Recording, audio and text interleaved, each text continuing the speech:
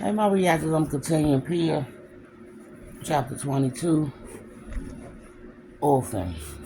Oh no, Nurse Wallace said, please forgive me. That's not what I meant. Of course you don't want to stop thinking about Leo, and you won't, ever. It's just that you and this baby need each other. That's all. What better way to honor your son's memory than helping a destitute child? If you think about it, it makes perfect sense. God works in mysterious ways, Mrs. Hudson. Pia gasped, cup in her hand over her mouth. She couldn't believe what Nurse Wallace was asking Miss Hudson to do, especially so soon after Leo passed. Please, Mrs. Hudson said, just take him and go. All right, Nurse Wallace said, but if you turn him away, I'm not sure what will happen to him.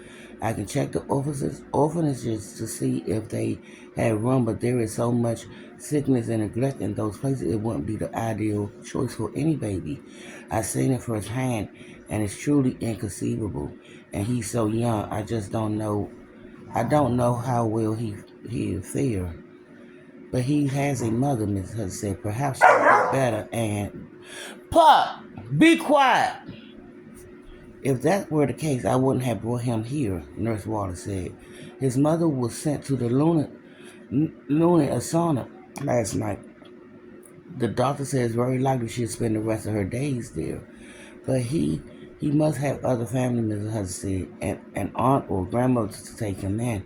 If he does, I had no way of locating him. His mother was out of her mind when they found her, and she doesn't speak English. The baby cries grew weaker, as if he were getting tired. Oh, God, Mrs. Hudson said, I can't bear it. The poor dear. The sofa creaked and her shoes clicked on the parlor floorboards. Back and forth, back and forth.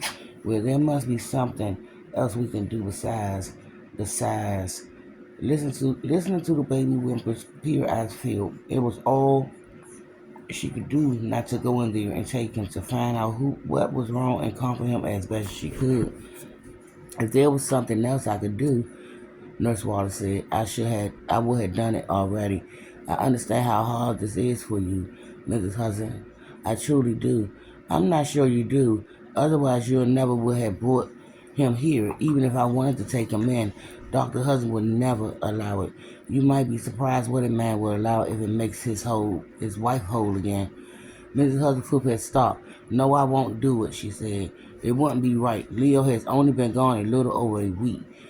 My arms still ache for him. My heart screams for him. It's too soon.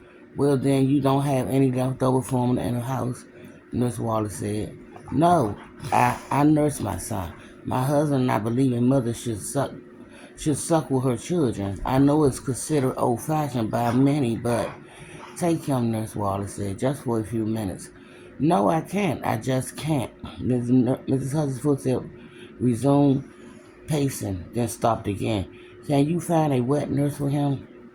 I could, but they're either immigrants or color, and wet nurses cost money. We will pay for it. Who will pay for it? Besides, this poor boy needs to be fed now. Mrs. Hudson started to say something else, but the baby started crying in earnest again. The loud, high-pitched wails of a hungry newborn. Please, Mrs. Hudson, Nurse Wallace said. I'm not sure when he ate last. Pierre could barely stand listening to the baby carry on. Each cry a little louder and more desperate than the one before. Each whine and intake of breath more frantic.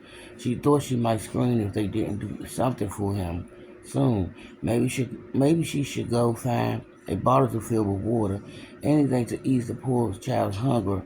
Were they just going to let him shriek? And if Nurse Wallace really cared about the baby, what difference does it make if the wet nurse was an immigrant or colored? She said his mother couldn't speak English, so she must have been an immigrant too. It didn't make sense. Finally, after what felt like forever, little by little the baby calmed down.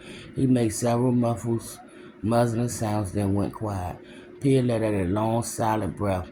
Nurse Wallace must have had a bottle of formula with her all along, so why had it taken her so long to give it to him? Had she been trying to pressure Mrs. Hudson into taking the boy by letting him cry and playing on her emotions? Anger swirled in Peter's stomach. The more time she spent around Nurse Wallace, the more her distrust grew. She started to turn away and retreat down the hall, relieved at least that the baby was being fed. Then she heard Mrs. Hudson weeping. "I'm sorry, Leo," Mrs. Hudson said, her voice raspy and quivering, "but I had to help the poor hungry boy. Please, please forgive me. I promise, my sweet baby, I love you with all my heart until the day I die. And I'll be back with Orphan."